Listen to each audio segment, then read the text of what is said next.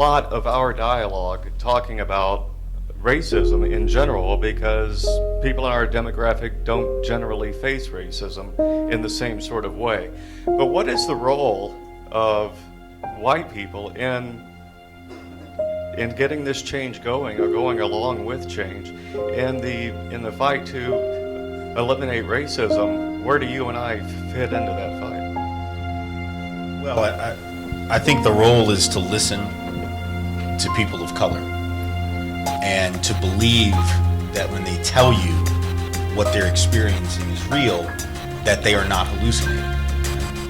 And that may seem obvious, but it's obviously not, because the vast majority of white Americans, it strikes me rather clearly, and I think most of us know it, have persistently, consistently, every generation of this country's history been unwilling to hear black and brown truth. There are obvious exceptions to that, but the overall majority of white America in every generation has had this sort of see no evil, hear no evil, so there must not be any evil kind of mentality.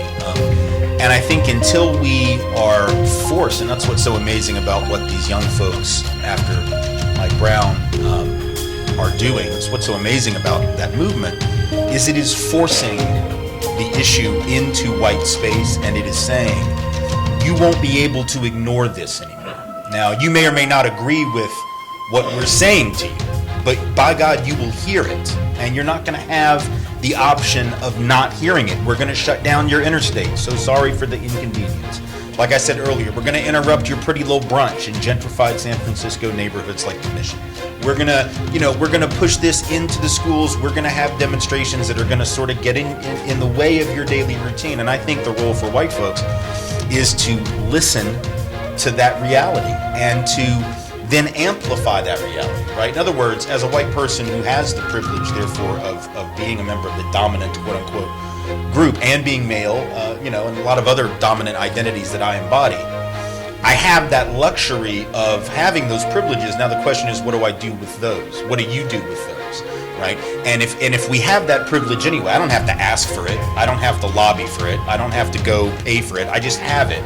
So then the question is, how might I assist the struggle being led by people of color?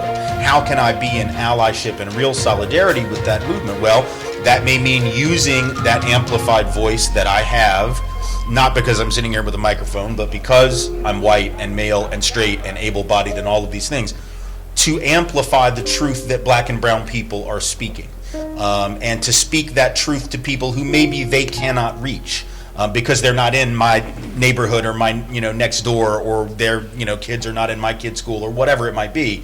And I think that's our role. Our role is to follow. It is not to lead.